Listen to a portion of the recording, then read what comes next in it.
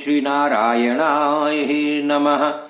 अवतारम महाविष्णुः कल्के परमम् अद्भुतम् कलिकुलवनहन्तः सत्यधर्म प्रणेता नमो नमः।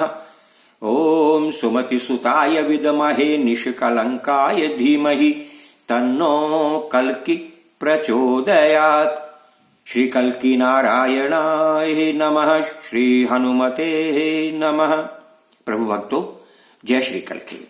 अब तक की कथा में आपने श्रवण किया कि किस प्रकार भल्लाट नरेश महाराजा शशिध्वज, जो परम भक्त हैं भगवान श्री नारायण के, वो युद्ध भूमि में श्री कल्कि नारायण जी को अचेत करके अपनी दोनों विशाल भुजाओं में उठाकर सत्य और धर्म को अपनी उन्हीं दोनों विशाल भुजाओं में बांध करके, दबा करके अपने महल की ओर चल पड़े हैं।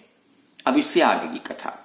सूत जी कहने लगे, हे ऋषियों, इस प्रकार महाराजा शशिध्वज भगवान श्री कल्कि नारायण जी को अपने दोनों भुजाओं में उठा करके और सत्य धर्म को साथ लेकर के महल में जब पहुंचे तो उनकी पत्नी महारानी सुशांता भगवान श्री नारायण जी की उपासना में तल्लीन थी। महल में पहुंचते ही उन्होंने दूर से आवाज दी, हे प्रिय, हे देवी, जिन्होंने विप्र, गौ, ब्राह्मण और दीन भक्तों की करुण पुकार सुनकर के संभल ग्राम में जन्म लिया है, जिन्होंने भगवान परशुराम जी से अस्त्र शस्त्र विद्या सीखी है, जिन्होंने महादेव जी से अश्व और तलवार प्राप्त किए हैं, जिन्होंने पाखंडियों, धर्म निंदकों, हरि निंदकों और अन्य अत्याचारी कली के दुराचारी सहायकों का विनाश किया है, आज वही हृदय बिहारी कल्कि जी तुम्हारी भक्ति देखने के निमित्त माया का अवलंबन धारण करके मूर्छित अवस्था में तुम्हारे पास आए हैं। हे कमनीय, देखो, मैं सत्युग और धर्म को अपनी दोनों काखों में दबाकर तुम्हारे पास लाया हूं। अब तुम विधि पूर्वक इन सब की पूजा अर्चना करो। शशिध्वज के ऐसे वचन सुनते ही रानी सुशांता अत्यंत प्रसन्न हुई और तुरंत विकल होकर के उठी। उसने देखा कि उसके पति महाबलशाली शशिध्वज किस प्रकार कल्कि जी को अपनी दोनों भुजाओं में उठाकर उधर से चिपकाए हुए हैं और सत्युग तथा धर्म को उन्हीं दोनों विशाल भुजाओं की काखों में दबाए हुए हैं। सुशांता ने बार बार आग्रह किया, हे नाथ, हे स्वामी, हे पतिदेव, तुरंत भगवान श्री कल्कि नारायण जी को इस सेज पर पढ़ाइए और सत्युग तथा धर्म को भी अलग अलग सुंदर सेज पर लिटाइए। मेरा मन बड़ा विचलित हो रहा है ऐसी अवस्था में देख करके। श्री कल्कि जी के ऐसे मनोहारी रूप को देख करके सुशांता अपने सखियों के साथ तुरंत उनके पास पहुंची है और उनके सेज पर लेटे हुए ऐसे सुंदर स्वरूप को देख करके एक आरती की थाली सजाकर लाई है और उनकी स्तुति करने लगी है। सूत जी कहने लगे कि सुशांता ने भगवान श्री कल्कि नारायण जी की अचेत अवस्था में ही 11 श्लोकों के द्वारा सुंदर स्तुति का गान किया है। जय हरे अमरा धीश सेवितम तव पदाम्बुजम भूरिभूषणम् कुरु ममाग्रतः साधु सत्कृतम् त्यज महामते मोहमात्मनः तव वपुर्जगत् रूप संपदा विरचितं सतां मानसे स्थितं रतिर्पतेर्मनो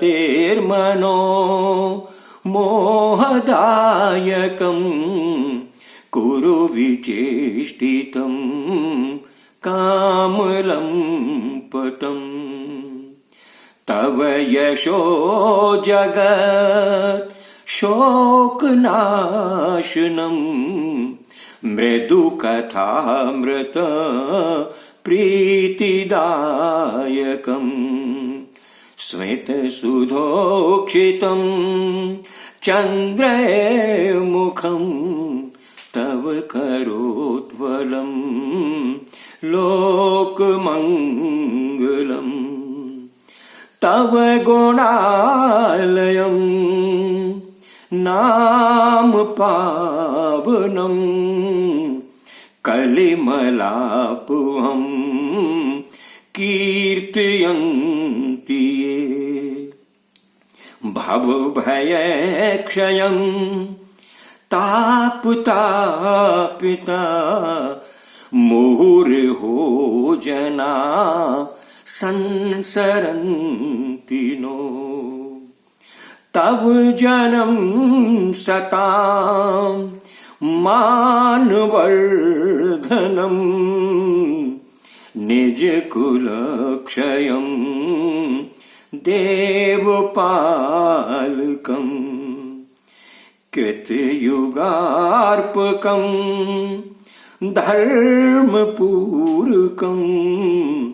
कलिकुलान्तकं शन्तनोतु मे शन्तनोतु मे मम गृहं पति पुत्रन पत्रिकं गजरथैर्ध्वजैश्चामरैर्धनैः मणिवरासनं सत्कृतिं विना तव पदाब्जयो शोभयन्ति किम्। इस प्रकार सुशांता ने भगवान श्री कल्की नारायण जी की 11 श्लोकों के साथ स्तुति की है और प्रसन्न होकर के भगवान श्री कल्की नारायण जी को दंडवत प्रणाम किया है, नमस्कार किया है राजा रानी दोनों ने। आज की कथा में इतना ही। आगे की कथा अगले एपिसोड में, तब तक के लिए जय श्री कल्की, जय श्री हनुमान।